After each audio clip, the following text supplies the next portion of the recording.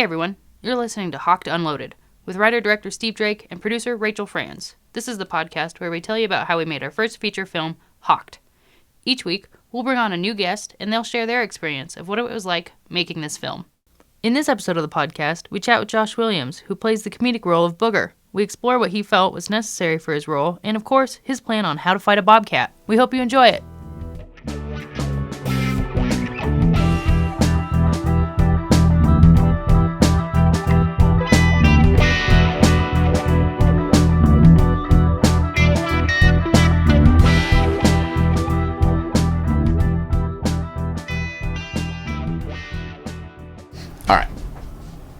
Set and ready. Right. Hot and bothered. Well, thanks for being here, Josh. Let's talk Hocked. Yeah, thanks for having me. So, I don't know who to look at here. Look at everyone at the same time. Because Rachel's going to make silly faces at you if you're looking at me for too long. I've never done that. So, let's see. You would have already said your intro, so we know you're Booger. My first question, it's a big one. Obviously, this isn't your first role in a hit blockbuster movie. How did you prepare and learn from your first role to integrate it into this role? Well, first off, I'd like to just for some information for me, what was my first blockbuster movie? You don't remember your first blockbuster film? I wasn't sure if Are you Josh Williams? I've just been doing so many projects that it's hard to remember, which is why. Okay, so how does this compare, or how was the preparation different? It just seems like almost like a very similar project. So how did Body Function Boys, your role as Pukehead, how did that affect you basically being a child star from the beginning? How did that affect your preparation for Hocked? Well, first off, like the preparation, I think is somewhat over romanticized. For real. And I mean, I feel like what I did in everything I've done, every project we've done together, is I've just drawn from my personal experiences and tried to do a good job. So if, like, as far as, like, what's my process or whatever, it's like my process is pretend to be who I'm supposed to pretend to be. So you're just a good pretender? Yeah. I mean, when looking back and wanting to just look over the project of Hocked, it's like we can sit here and we can discuss like the intricacies of what I was thinking between every breath and this and that, and it's just like at some point it's the same thing as watching like a highlight of a football game. How did that ball leave the way the ball left his hands, just passing barely over the defenders and into the end zone? It's championship game. No, it's just like it's like a over romanticized view of the past, I feel like, and when I think about what was there and what was going on, it was like I showed up and I tried to be the character that I was supposed to be, essentially based on my idea of who I was supposed to be. Booger. The Boog, yes. The Boog. You didn't start the Instagram page that is the fan page, did you? No, it was like at the it was at the after party of the premiere. Mm-hmm. I was getting people coming up to me wanting photos and stuff. I was like, dude, this fame, we got to take advantage of this. I was like, we need an Instagram page. We got to keep this rolling. For Booger. And Greg fired it up like right then. I didn't even know you could Greg make fired it up an the Instagram premiere page. night? Yeah, I didn't even know you could make one that fast. And he showed me. I was like, oh, that's cool. And I didn't know it was an Instagram page. I was like, you should make that. He's like, I just showed you. No, I just made it. So here it is. I'm like, okay. And he's been, I'm not on Instagram all the time. I do have an Instagram. It's just I don't have the app on my phone. So I don't know if he's still posting, but for a while there he had kind of like a portfolio of pictures that he added frequently. I know. It's awesome. It is awesome. It's pretty cute. Well, I think he's got the rights to it. So if he's rich, I hope he shares. He's got the rights to your facade. Well, he made it. I'm going to have to make one way later. The real Boog. The reeler? The real Boog. The realer housewives. I'm not sure. Booger. Do you guys have it? We should probably shout it out. I don't. We'll get it in the show notes. The big Look Boog? below. Is it the big Boog or the real Boog? I don't know what it was. I don't know what it is either. But it is interesting to see. I mean, you were kind of like the fan favorite coming out of the premiere. And what do you think going into it? What were you thinking going into it? Because I was thinking, I was thinking a lot of things going into the premiere. But you have such a heavily comedic role. Were you concerned at all that like these jokes weren't going to be funny and you were just up there? Yeah, I think that playing that, it's like you want to be funny. You want people to think you're funny. So I guess that's all I cared about, right? Is that, I hope that people think it's funny. And if they don't think it's funny, it's like, okay, maybe I'm not very funny. And that's okay, and we'll move on to something else. But because a lot of, I feel like the pressure was on because I did a lot of Booger's character. And you and me worked together a lot on what we thought should be in the movie. And it's like, I felt like I had a strong hand in that. So if nobody laughed, it's like I can't be like, hey, Steve, dude, you fucked up the writing on that one. Well, it was kind of the writing. I mean, we did riff a lot. But, I mean, the core of the scene was about the writing. And so, I mean, you really took the writing and then kind of filtered it through the boog, and it came out. So I think that was kind of a cool tandem. But I think either way, yeah. If there was just crickets the entire time through the premiere, that would have been rough. Yeah, and I was happy that people were enjoying it, and honestly, it was just a likable character, right? And that worked in my favor as Josh. Like, hey, people like that character because he's a likable character, and he was created as the likable character. Whereas, like, nobody's walking up to Curtis like, hey, buddy, get a picture with me, because they're like, you're a fucking serial This killer. guy might kill me. He might have a blowtorch under his coat right Dave now. did a really good job. Yeah, and it's like, yeah, it's just people like the character. Kids like the character a lot. I think the kids thought he was quite funny. Real quick, I found that Instagram. It's _real_booger. At _real_. _real_booger. Greg, if you're listening, dude, what? You got to make that more The memorable name? for It's the got to boomers. roll off. The name on this is Thomas Richardson. Yeah, I I noticed wonder that. what the backstory to that is. You'll have to ask Greg for me. Does that name mean anything to you? Thomas Richardson. Greg, dude, what's What? going Your on name's out here? Greg. I don't know what you're talking about. I don't know, but it has 22 followers Yeah. and 9 posts. He hasn't posted in a while. Not since January 17th. Wow, hey, hopefully he gets one of these pictures. Sees the boogers out there promoting. Yeah. I did remove all those photos from Google Drive to archive them. So I probably just took his entire Cache. content archive. I've single-handedly ruined his Instagram account. Oops. I keep telling Greg, be careful not to get sued, because this is like, this is a proprietary character. You know, nobody sues anybody who has no money. So Yeah, there you go. Amen. So that makes me sleep at night a lot of the times. I think it's interesting. We've talked to a lot of people. Well, a few solid actors here. And like all of them have talked about the preparation process. And I do believe you when you say you didn't prepare.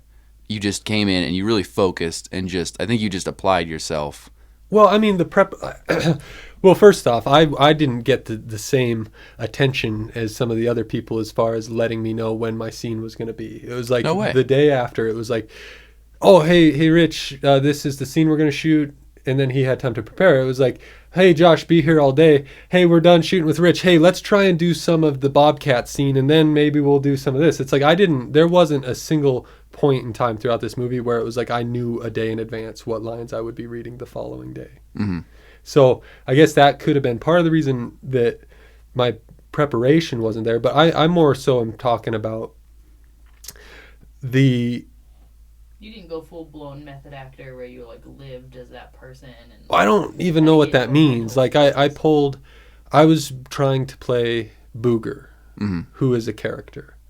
And that's what I did, to the best of my ability and to the best of my understanding of what Booger was as a character. For the scene where Lanny offs himself in front of you, I feel like... So with that one, what I did is I tried to play a character who just watched a dramatic event. And I feel like all actors would just pull from their own experiences, right? In whatever forms they can do. And that's all it was. Like, hey, this scene is going to be serious. Like, maybe this isn't the time to be thinking about making people laugh or Pulling a happy fake times gun in out their of your life. You know what I'm pants. saying? Sure you're pulling from from your own experiences. But to me, it was like I'm here to play a character, and what I really want is to make that character real to the audience. And I only have so much control over that whole process anyway. But as far as the backstory and the writing of Booger, that was the part I had some hand in, and then post-production I just got to see what it ended up being. And I was like, I think one of the few people who watched that movie without like having seen it before. So I got kind of the whole experience, and it was good. And like, I mean, like I've heard you say before, I can't judge this movie either. No way. Like the only scenes that I could watch can. were the ones I was not in. Pretty and much. Even that, like I can't watch some of them because it's like, that's my dad. Yeah. It's hard. Know? Like some scenes with Connor and Kelly, it's like, okay, I don't really know those people that well. I can watch that and be like, hey, that's a real movie. You could actually analyze it, right? Yeah. So you just have little pockets on your viewing where you get to actually and I think that's that's part of the reason why like Kelly stands out to me as like one of my favorite characters. Mm-hmm. Because I'm not watching somebody that's like my dad or my brother or myself. Right. It's like, oh, or just the scene that I'm in with another character. Like, I don't know. That's interesting. Those two are like, I think and then Beer Can Bob. I just Rob. like that. He's Beer Can Rob. Well, where's Beer Can Bob? So if you I like love that scene, also. I love that because that scene was as real as it gets. Yeah, so. that was a good one. That's funny. Well, I think in a lot of the comedic scenes, you and I were able to riff and just jump in without any preparation because it was easy. You and I have this repertoire already where it's like, okay, well, we could just BS and make each other laugh and just keep, the good stuff and show the best stuff for the film. And a lot of the movie was that in the very beginning, especially the whole Bobcat scene. The opening scene hits people. People really like that opening scene because it's just like, I think it sets up that relationship so well, and we were able to just jump right in. And I will say that was one of the first scenes that we filmed, and the day one was difficult because we were like incredible. I was nervous. Were you nervous day one when we started rolling? That scene. Oh, that scene I was pretty nervous. I didn't like I think that would have been the first time I was on camera, maybe even the same for you. It was basically day two. Day one was we filmed all the fast action people in the pawn shop. I remember that was day one. That was the first scene we knocked off. After that required a lot of dialogue, was you and I at the Bobcat scene. I was very nervous. Just at the very beginning. It took some time for me to warm up to kind of the process, but yeah. And part of the reason I was nervous, and I just feel like it's important because this is a smaller project, low budget. We're pulling together people that we know to get this thing done. And it's just like I think it's important to say how important it was to everybody who was a part of it to take it seriously. Right. And that was at the very beginning. It's just like, oh shit, I need to take this seriously. And it was like, don't be the one that fucks us up. Right. And I really was feeling nerves at the very beginning, but then it was like, it's just me and Steve. Mm-hmm. Right. We're just bantering back and forth. And I had a lot of comfort in that, I think. And then I was a little nervous again with the actual Bobcat fight scene. The first fight? Yeah. Where you're acting it out. Because I think exactly. Because that was like, I'm going out on a limb a little bit. Well, that was one of the very first things we did that it goes back to the same thing. It's hard to write comedy. You don't know. You're setting all this stuff up that you just hope pays off. You're praying people think it's just as funny, as you might. So that was, and that caps off that scene. It all builds up to that point. It's fast paced. It's quick cuts, back and forth banter, and then it slows down and turns it on its head. And I think the take we used, you did 2 full takes of that where you're going through the entire Bobcat fight in the pawn shop. And I think it took maybe 2 or 3 more where you got about halfway through and you lost your momentum. How did you get to the point? Was it just a mental thing where you said, I'm going to take this serious, I'm going to do this? Or was it just like, what was tripping you up in the beginning? On getting just that scene Just finished? through that scene. Because that's a goofy, I think ridiculous thing to do for, I don't know how long it's on scene, 15 seconds maybe. But to do all that, that's kind of a tall order for somebody on like day 3 of filming? Well, it was just like practicing, and that's how I think that's how some of my best parts of the movie went through. Is I messed up a lot, and maybe more than everybody. I don't know how many takes everybody took or whatnot, but I know I took a lot on a lot, and I think a lot of that had to do with, again, I didn't have a day ahead of time that, hey, I'm doing this scene with these lines. I didn't have that, so every single day I came in, there was a lot of takes because it's like, hey, we're practicing this scene. This is just practice. I think we probably have a lot on camera of us practicing, but even more off camera. There's so much. Cameras running. Me and Steve are just going again and again and again. Yeah, there was a few times where it was like, you don't need to record this. Just say action and cut. Yep. There's more extra footage of our first conversation, the Bobcat conversation, than there is in any other dialogue. Well, that was we were just probably because working we had through 2 it. cameras at the very beginning. It was That was a bad idea. That was too much. And I was a little overwhelmed by that too, because it's like we're starting to film here, and then it's like you're changing everything. I'm like, holy shit. Yeah. No, we were flying by the seat of our pants pretty much the yeah. entire film. Josh, process. I think that seeing you work through like there's a bobcat, that scene, I think that was like my first inkling of you're gonna be pretty good at this. Just because you're pretty stoic sometimes. You know, I think you and Dave are pretty similar. I think you have to really get to know you before somebody is like, oh, they're actually just really funny. You just have to know them before you realize they're really funny. Like you and Dave were both terrifying people to me when I first met you guys. Just very quiet, and tall, and intimidating. Yeah. And then I got to know you, and now, but so filming that scene, I was worried because I was like, I've never seen Josh act. I don't know how he's going to do this. And then you throw yourself on the floor and scream, and I was like, okay, this is going to be good. It's a good scream, by the way. It's so good. It, parallels the Wilhelm scream. It's going to go down in infamy. We should have just snuck the Wilhelm scream in there, actually. That would have been kind of funny. Yeah. I'm just trying to think of something in my mind that would have compared to that scene to me. And, in a separate movie? yeah, and I like skits like that and stuff where it's like, I'm trying to think. There's something, and it's on the tip of my tongue, where somebody's just losing their shit.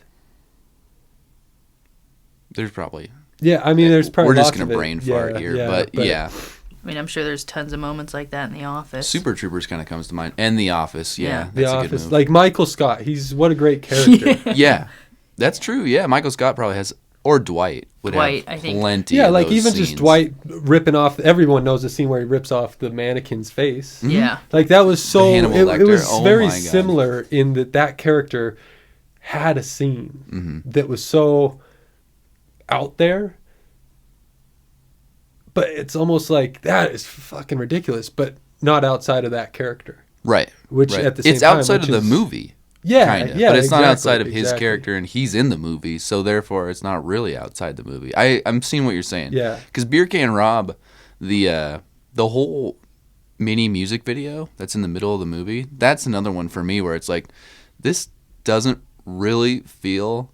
It just feels like there's a music video in like as an intermission in the middle of the movie, but it does make sense because Beer Can Rob is on this journey in that day that, where he takes the SD card to the sheriff's office. So it does make sense for the character. He's We probably on discussed mushrooms. that walkabout with Beer Can Rob, and I couldn't be happier with how it turned out.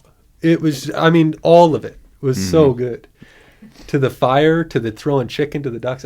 Just every part of that was just so good. I loved it.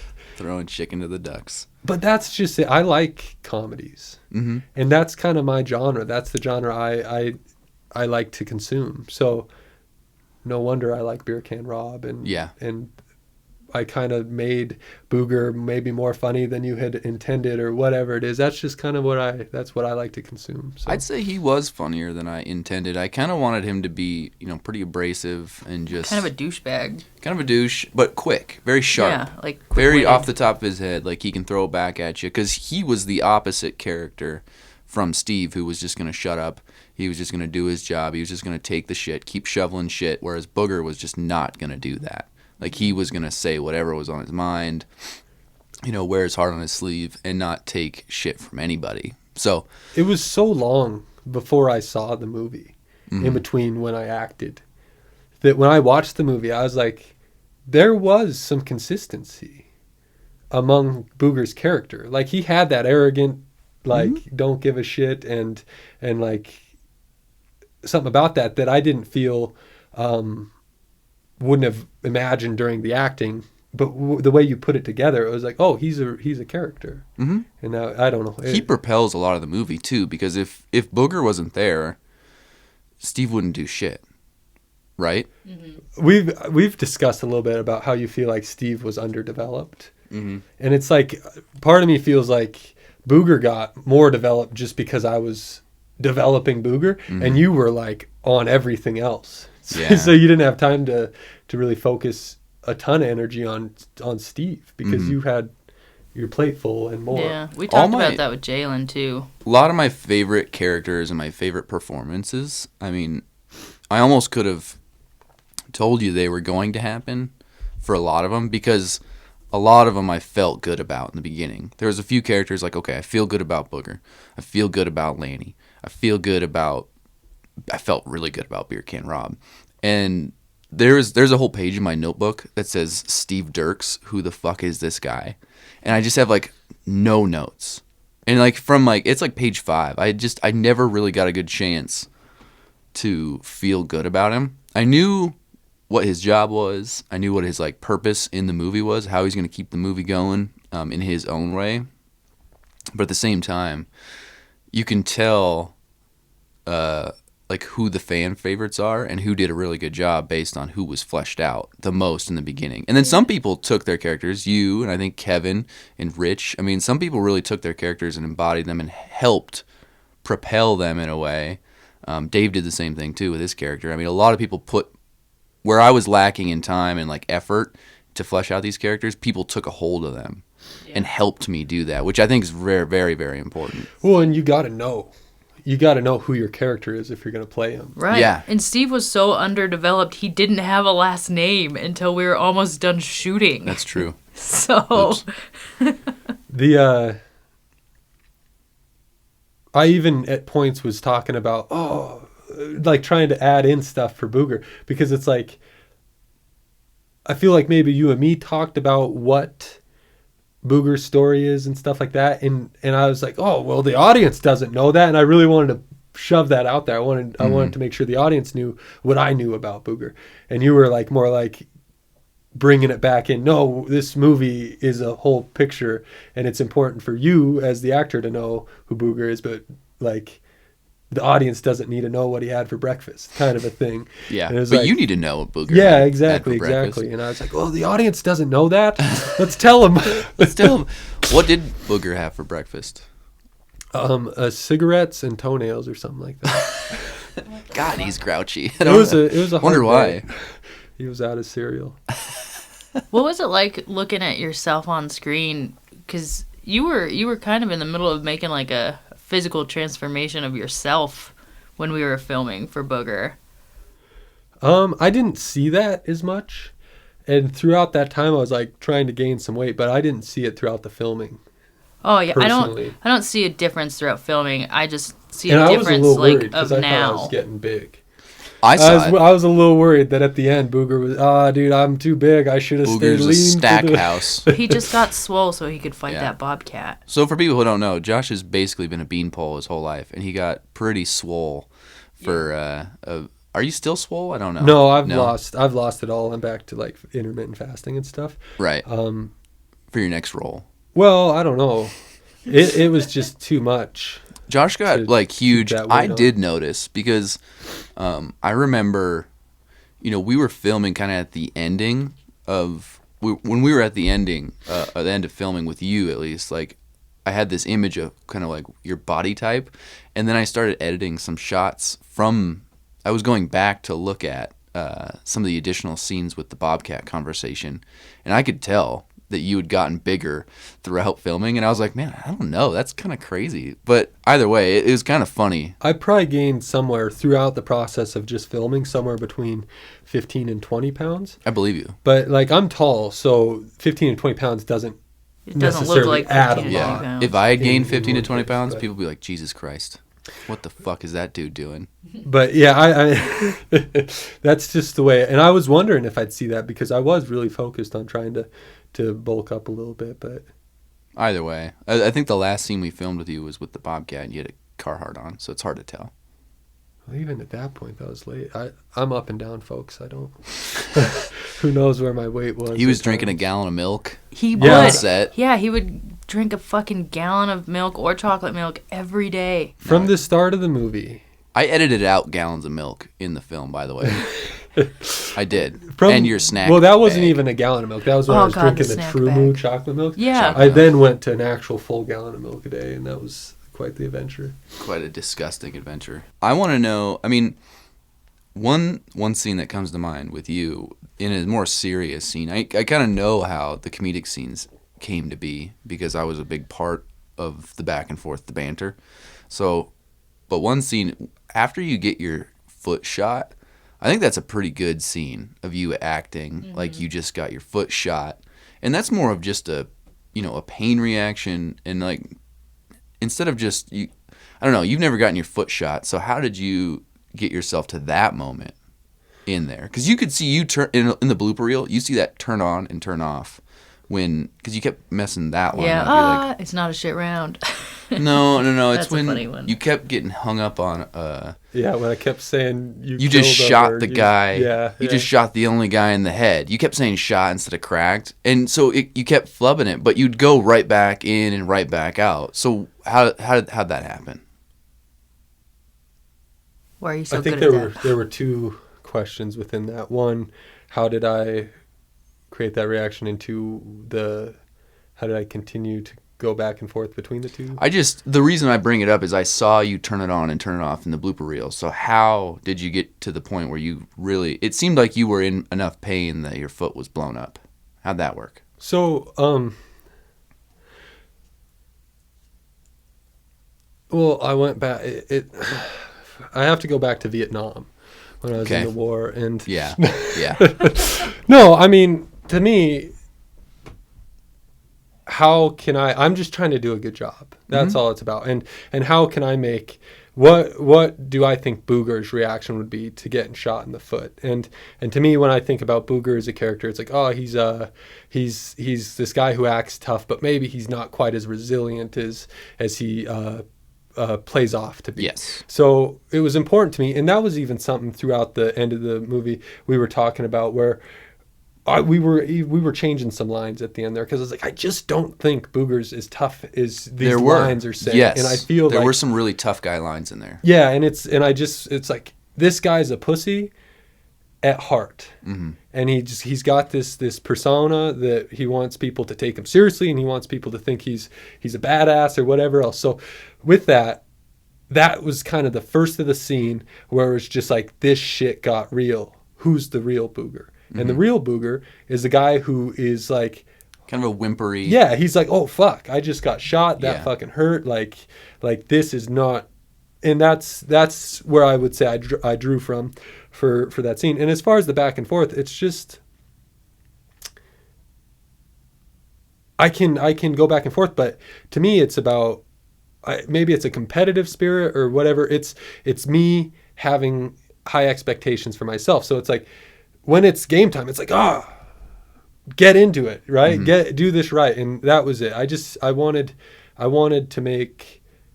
wanted to feel satisfied with how I did that, and I take that very seriously. But anyone who knows me knows I like to joke around all the time. Right? Oh yeah, in Jokes between all the those time. takes, there was still some jokes. Yeah, exactly. But when it comes to something I'm trying to accomplish, I really do take it seriously. Mm-hmm.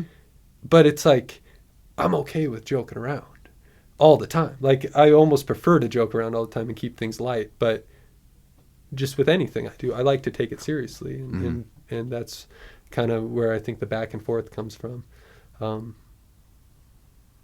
And another thing to add to that is the frustration of fucking up my line over and over and over again. It was like, fuck, I can do this. Fuck, I can do this. And it was kind of that jolted me back into the role again too, because I was a little frustrated with the fact that I keep effing up this line so foolishly.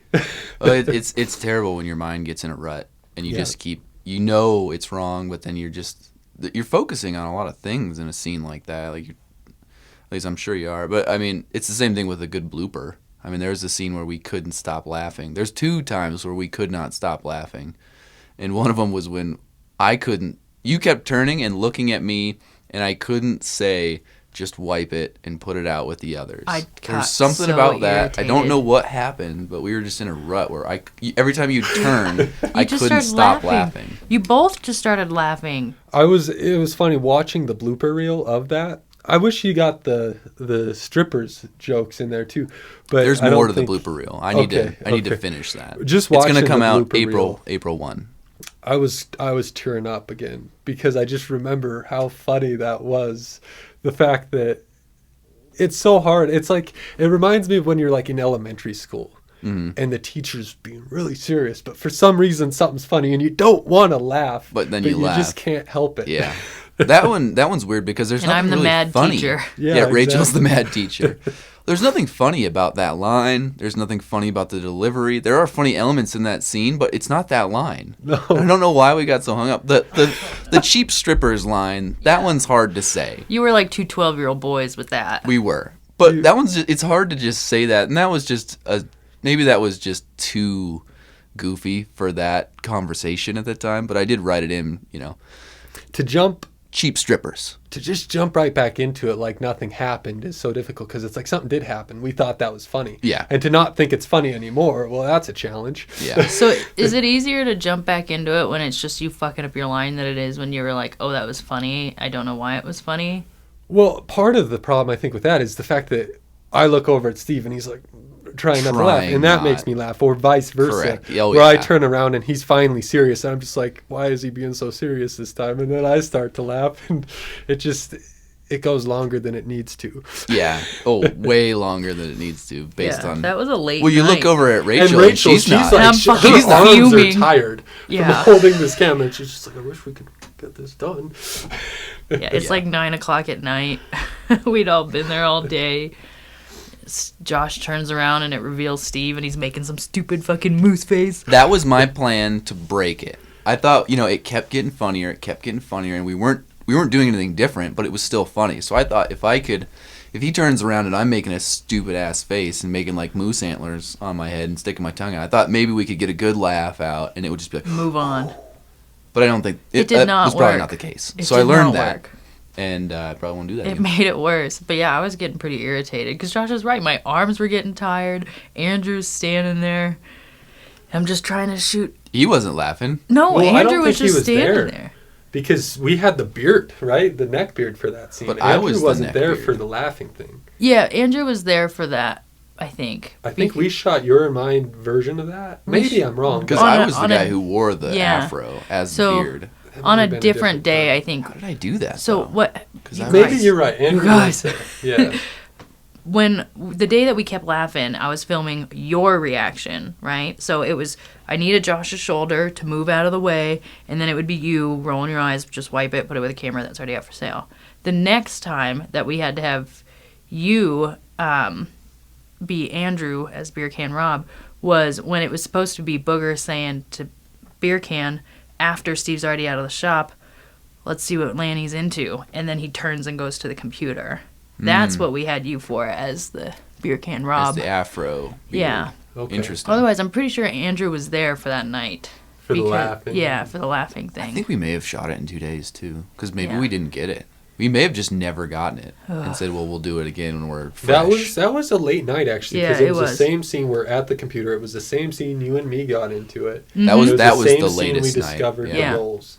Yeah. Like, And Andrew was there for that one. yeah, okay. And fun That makes fact, sense. my kid was there in the Oh, back, yeah. just Yeah. crying You guys should- because he should- heard his yeah. uncle and his dad screaming at each other. Yeah.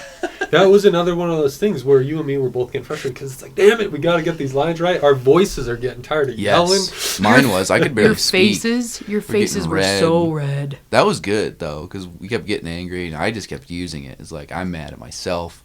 Yeah, that is interesting. Yeah, poor Cooper didn't understand that they weren't like actually Really mad, fighting. but he was really freaking out that Josh and Steve were screaming at each other. So he's just in Yeah. the back of the pawn shop, and Crying, Dave and Corey are trying to keep him from trying crying. to console him. My mom went outside and scooped snow into a little Tupperware. That's how. I think I They even just play remember with we snow just in get the done back. screaming at each other, and you're like, Cooper, it's okay. I would, yeah. I'd take breaks. I'd hop back there like, it's okay, buddy. We're just playing. I do the same thing when I wrestle with like Greg. He gets so upset. He thinks that we're like killing each other. He can't separate that quite yet. To this day? Yeah. He's Cooper. only 2, dude. Oh, I thought you said Greg. Yeah, Greg. When he's he wrestling starts Greg. crying every time I wrestle Greg. He thinks I'm gonna kill him.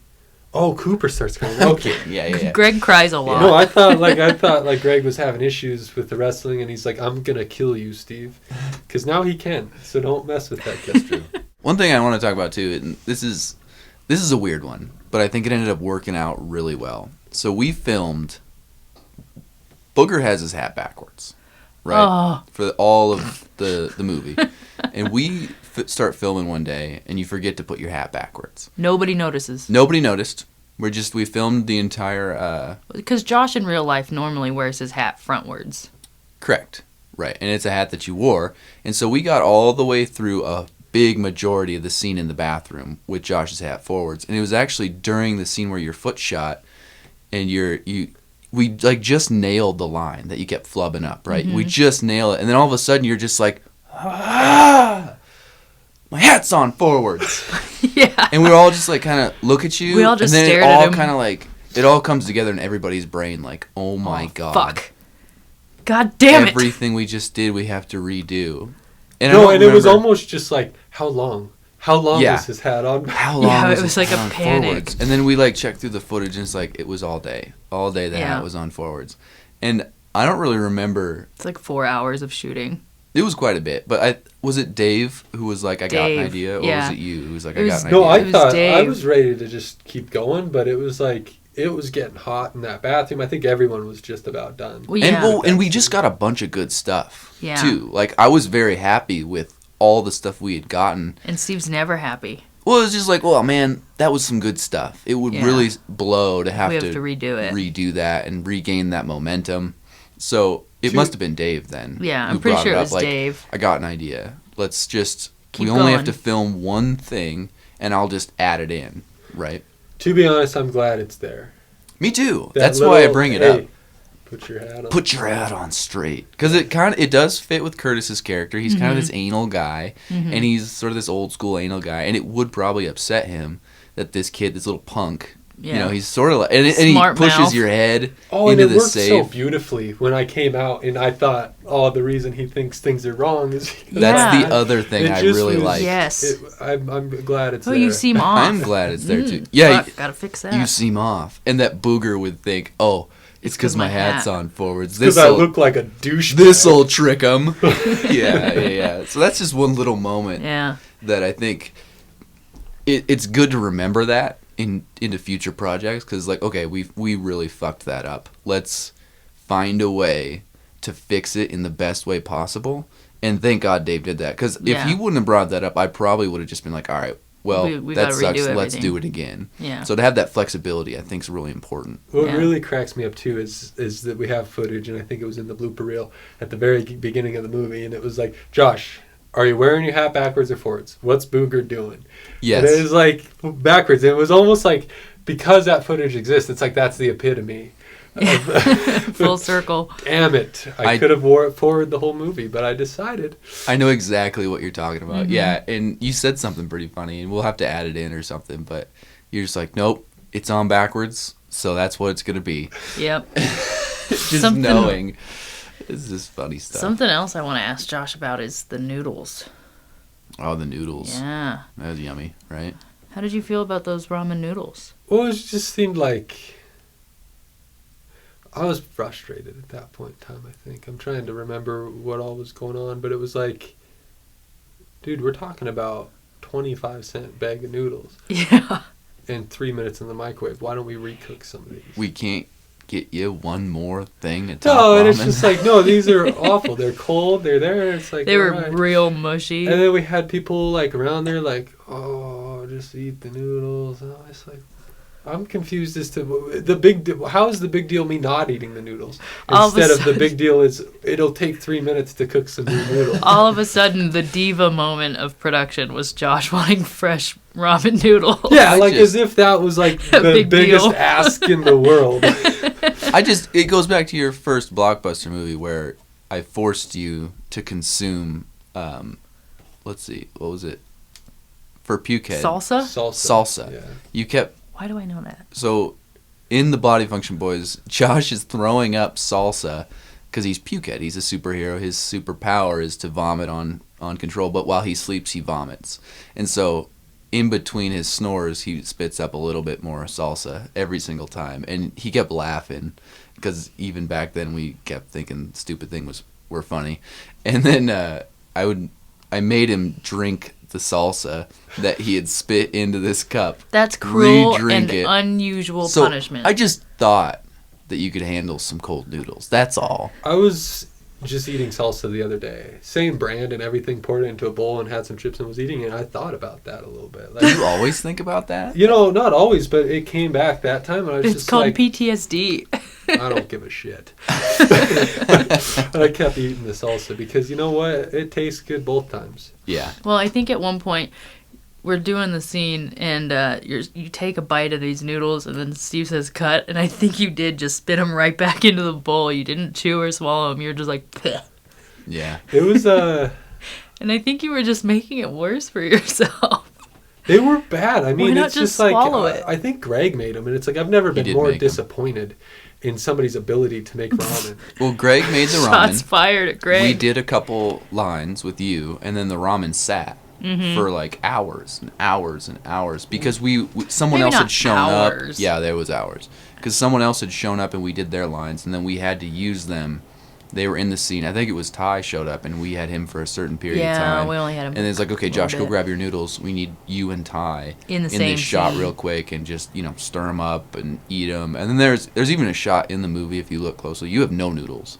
yeah, in one bowl. I saw that, yeah. You sit down and you're just like, and there's just no noodles. In Well, your I bowl. remember thinking this isn't going to work, but I mean, I don't understand movie magic. I thought then I you're- could get away with that one, but it's did like, not. okay, if I'm gonna just go through the motions and sit down, and then after that point, I think it's out of the shot, right? And I think I'm gonna use footage after that, and I end up having to use footage before that. That's kind of when it becomes Yeah. an I issue. didn't notice that. That's in the movie? Mhm. Yeah. Yeah, Look for it's it. Very quick. when I think it's from over Ty's shoulder and it's pointing at Booger, and Booger looks over at them and there's just an empty Tupperware next to you with a Yeah. fork in it. Yeah, fun fact.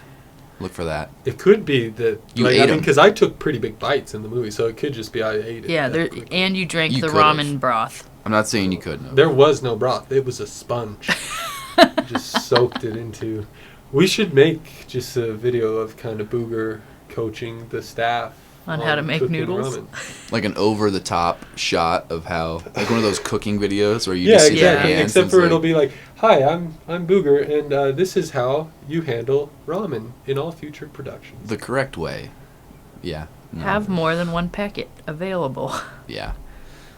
Well, one thing I wanted to ask you too is like, how did you not end up working at the pawn shop? I mean, pretty much everyone we know worked at the pawn shop. I can't imagine how many hours you spent as a child at the pawn shop. I know how many hours I spent in the back of the pawn shop. Well, I worked at the pawn shop one summer for my dad. I was getting paid X amount a day, and I would do cleanup, and I'd pull stuff out of the back. He'd give me the pull sheet. I'd pull stuff out of the back. I did a lot of organization and stuff like that. I totally forgot about that. Right. I never knew that. And then, and I remember there was a gold ring there. It was when they had the jewelry case that if you touched two places, Mhm. you could It shock would the shit out of yourself. Yeah. And it would What? spin. There's buttons, and they were broken, and I'm sure Gary put them back together. And yeah, if you touched two places, it would shock you. It was like this sick joke. I almost think it was like Nick or somebody was like, "Hey, do this and this," and it was like, "Why would you do I that?" to me?" guarantee it was Matt. No, it was probably Matt. It It was was- like, hey, if you touch both those buttons at the same time, you will lose your hair. And then by the time I lived in a different town, So I lived with my mom, and it's my dad's and stepmom's shop. So I went to high school, graduated from high school in Butte, and by the time I moved over here, my dad wasn't working at the shop either. It was Oh, you I was. and maybe James was gone, and it was just you. It's probably just me at that point. It was just That sounds right. Steve at first, and then like I think 3 months after you moved to town, I started working at the shop. Yeah. Because you moved to town almost the same time I did. Mm-hmm. Well, I guess what I wonder is, did you see anything weird while you were working there? Yeah, for sure. When I used to, me and my brother Mike, we were like 13 months apart, Mm-hmm. and we'd hang out there all day with my dad at times, and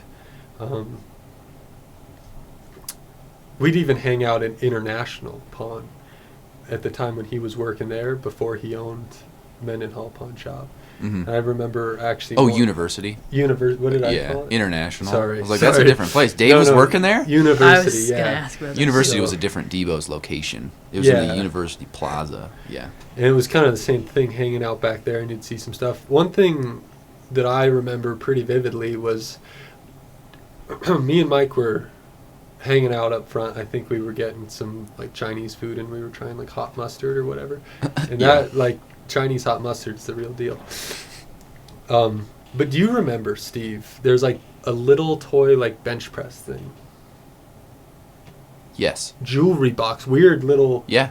whatever that was. That Yeah. is vivid in my mind constantly. Why is that in our minds? Because Isn't that it weird? was probably within our reach, and we played with it or I whatever. know exactly what you're talking about. Weird thing. I Yeah. think maybe it was a watch holder that was a bench press. I don't know Something what like it was. I think you're right. I think it's a watch holder. Weird thing. Anyway, I remember just kind of sitting over by that, and this guy comes in, just scratched up on his eye, and he's talking to my dad, like wanting to, I don't know, sell something or pawn something, and his hands are just all scraped up.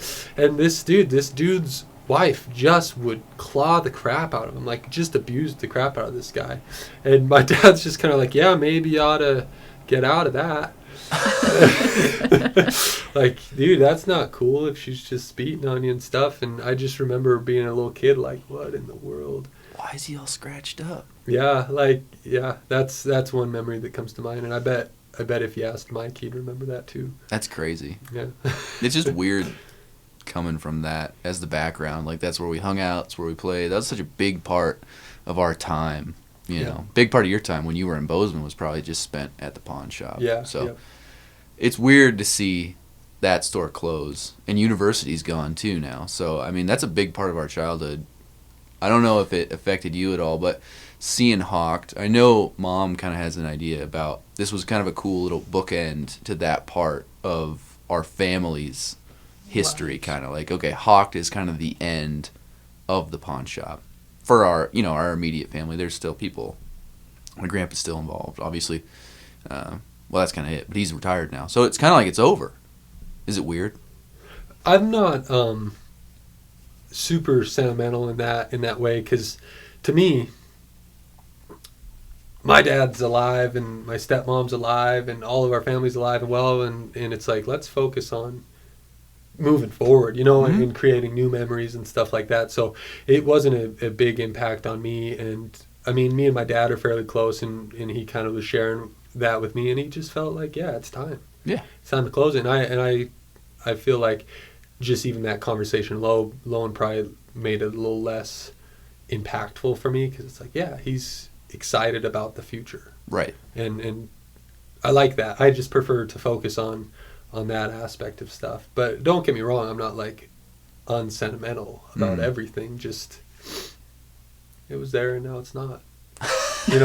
Drive by it and there's the memories there, but I don't know how much of my future I ever saw within that shop. What I Oh mean? no, it's just it was a big part, and I feel strange driving by it and seeing that. I do too. There's just nothing. It's not there. even my family. I always enjoyed going in there and checking stuff out and being able to talk to my mom and whatever. So it's just wild that this big thing for me is just no more. It's spooky, but it also has made me hang out with Theron more, so that's okay. Theron over at the 7th Street Debo's Pawn. Check him out. Got to get your pawn shop fix every once in a while. You do. It's fun. You go in there, you never know what you're going to find. And like right now, there's and I didn't know this, but there's a antique slave scale just sitting on the shelf over at the pawn shop. Like, where in the fuck are you gonna find one of those at the pawn shop? That's wild. You know. Do you remember that when that dude came in with slave chains? Yeah, slave collars. Fuck, I forgot about that. Like from slavery times. Yeah. Scale. Like they'd put them on a scale. It was like a collapsible scale that you'd put in a box, and people would travel around with their I don't know, gang, and they would it's like cattle essentially at that point. You'd weigh them. You'd weigh them, yeah, and you'd pay them by the pound. I would assume. Because the bigger they are, the stronger they are. One of them. Yeah. Yeah. Well, the idea would be that, like, they're stronger, more dense, they can last longer, which is fucking horrible. Well, that makes sense, I guess, but it's just weird. What? Oh, it makes sense. Makes sense to Steve, that racist fuck. No, it's just like that's one thing where, like, other than a museum, you might not ever see that thing. So it's weird to just go in and be like, whoa. I'd almost take issue with buying that. No, I wouldn't buy it. Oh, who's gonna buy that? We didn't buy the slave collars, just for the record. No, I remember when they came in. Oftentimes they're fake. Yeah, I looked the into guy them. the guy couldn't fake. The guy couldn't prove their authenticity. Yeah. So. See, no, that's an interesting thing, right? That isn't something that is like an antique you hang on your wall. No. That's not something that you make a museum around. Like, you try and make a museum around the Holocaust. That's like, why would you walk through a nightmare? Oh, and here's an exact replica of a gas chamber. Because weird fucks like that stuff. It's I just don't like, know how what it wasn't is. that all burned? You gotta ask Cam about that. He's into it. I don't know. That He's a it big deserves to history be guy. in a museum. Yeah. Indiana Jones. Yeah. Yeah. But anyway, it's just weird stuff, and you never know what you're gonna find. And most of the time, it's not anything weird. But I mean, so much of our equipment came from that pawn shop. So that's another little gravy train I miss. But either way, yeah.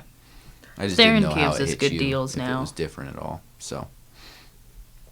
Say what? I said Theron still gives us good deals. So. Yeah, he does. That's right. I don't like stuff. I know you don't like stuff. So I know I'm asking you. I'm asking you about stuff and like sentimental questions. When I walked into the pawn shop, I didn't think like, "Ooh, betcha I could get a deal on that thing I don't need." Oh, come on! That you need some things. Whatever. You're the wrong person to talk to. Fuck you, man. You're making me look like an idiot here. Yeah. Yeah, I know. It's okay. Quit being an idiot. The only other question I have is, I mean, do you seriously think you can take a full-grown bobcat? I think it's pretty likely that, I mean, in reality, a bobcat would never attack me. No. Likely, right? It's going to run away, and if it did attack me, it would then run away. It's not going to be like, all right, round two. Yeah. It would, like, you see videos of that, and it jumps, runs, and, like, pounces, maybe bites you, and then off. It's like a shark it's attack. Gone. Yeah. It's quick, and then it's out of there. It doesn't want to fight you. And filming with the real bobcat, it was like, yeah, that's real. They are very, very fast. Oh, yeah. There's plenty of times I couldn't even film it because it was moving too quick. Yeah. I do want to say, Josh is a gigantic human being, so he looks like he could really take that bobcat, but it was also a baby bobcat. So the difference in size is not fair because Josh is giant and the baby bobcat was tiny, and so it looked unproportional. And that's just like, it's going to weigh 25 pounds, maybe 30 pounds. Mm. That just isn't, it's just, there's too big of a weight disparity. And that matters. And I think that matters. And I think, I'm not going to say that I could take a mountain lion because I think that weight disparity isn't there enough. So that's where I come off. And it's like, I think I could take a coyote also. But I don't think I could maybe take a wolf. Wolf, I'm not one of them. No, I almost feel like a wolf's less scary than a bobcat in some respects. I think it is less scary than a bobcat. But in other respects, it's like not because of the size. The size is more intimidating with a wolf, but like we've discussed before, a bobcat's got more maybe tricks up its sleeve. I think it's just quick. It's agile. It's got razors on its fingertips. Yeah. Real sharp claws. Real sharp teeth. And I think once it clamps down, like a badger, if it clamped down on you, it's kind of like a pit bull. I don't think it really lets go until you murder it. So I've got a feeling that like a bobcat might be in the same vein there, with those like jaw muscles just being like gnarly. Yeah, and I'm not. Again, it goes back to its little paws might scratch me up or whatever. Like, no doubt, there's gonna be blood shed, right? Mm-hmm. If it really wants to attack a human, attack a human for whatever reason, they do. You're right. They have sharp teeth, and I'm not gonna bite a bobcat. Dude, you might want to start biting that bobcat. A bobcat, but I guess what I'm saying is, like, when you get into a larger weight disparity, like 170 pounds versus 30 pounds or 25 pounds, probably most likely. Mm-hmm. There's just too big of a weight disparity, and I'm talking like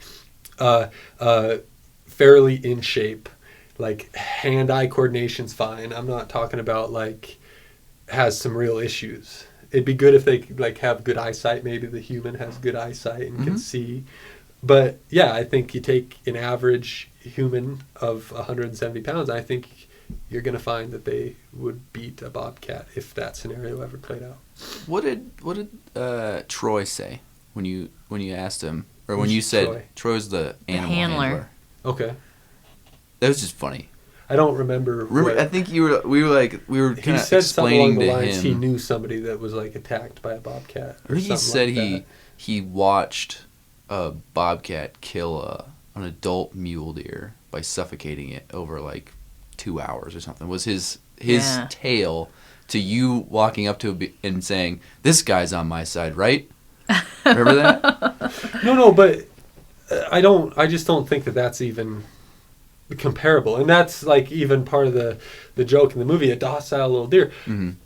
A deer don't fight. No, They don't have no. opposable thumbs They like run. Josh does. They run away from things. Humans fight, man. The UFC is real. It's a big sport. High schoolers, man, middle schoolers, right? It's all about like who can kick whose ass. Yeah. That's like just humans are, I think, more predator than prey just by their very nature. Mm-hmm. No, I agree. So comparing a human to a deer, I don't buy it. And like that's a good comparison with weight, right? A deer probably weighs closer to a human, and you could compare those two, but they're not the same thing. I just feel like this is very David and Goliath. Like, you're underestimating the bobcat because it's so small. You're Goliath. The bobcat is David. David wins. Is that a biblical story? It is. I don't know. I feel like everybody knows the story of David and Goliath, religious or not. But like, I just feel like you're underestimating the bobcat because he smokes because of with a slingshot. the weight difference and the. Well, size. let's just even look at the world. Humans pretty much dominate it. Yeah. Well, yeah. We don't see bobcats out there running shit. It's just like I feel like.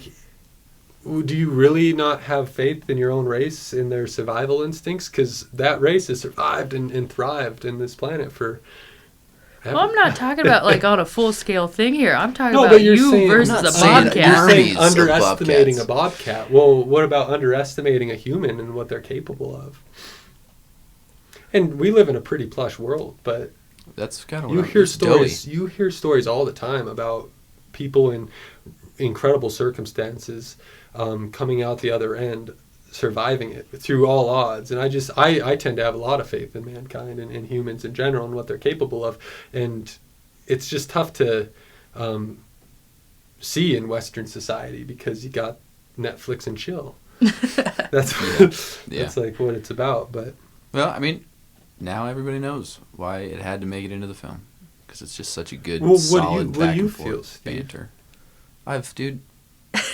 How many hours have we no, invested in this I'm argument? just curious. Like, what your argument is that a bobcat would win against like 175 or 170 pound human, Yes. a 25-pound bobcat. If the problem is you have to motivate this bobcat to continually attack you without like rabies or starvation, because both of those scenarios, I think, limit the bobcat's ability.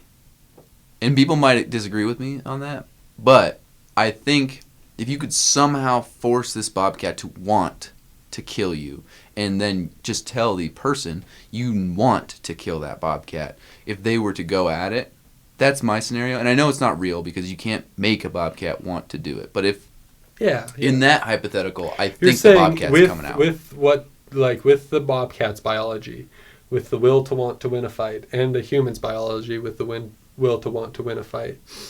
Yeah, I guess we got to agree to disagree. I think we do. Because Yeah. you can't just lock the two in a room then, because then the human's going to want to win and kill that thing, and the bobcat's going to want to get away and, defend itself. It doesn't want to eat you. It wants to eat a rabbit. Mm-hmm. It wants to eat a fawn. Yeah. It wants to kill all these things that it can kill without hurting itself. And there's the problem. But, on face value, it's a great argument because it just starts great conversation, I think. In fact, it's an argument that was discussed on the Joe Rogan Experience. It was. At one point. And Joe Rogan had essentially a very similar position as mine, is that at that weight that, yes, a human would win. But you start getting into 50 pounds and up, you're probably looking at a defeat. There's psychology. It's a great conversation. So I recommend a lot of people just exploring that. Yeah. Then they talked about monkeys, but we don't need to get into. I'm not talking about monkeys. I hate orangutans or monkeys. gorillas I don't care what I don't care about monkeys. But Well, I think that's going to be it for this week. Thanks for joining us, Josh. Yeah. Thanks, dude. Thanks for me. talking Hocked. Well, that's it for this week. Let's talk Hocked next week on Hocked Unloaded. Next week, we sit down with Drake and dive into his several roles in Hocked, including creative consultant. We also finally reveal how Hocked almost never happened, so be sure to tune in. Keep up to date on all the Hocked things that we're doing and where we're doing them by following us on all the major socials at Hocked the Movie.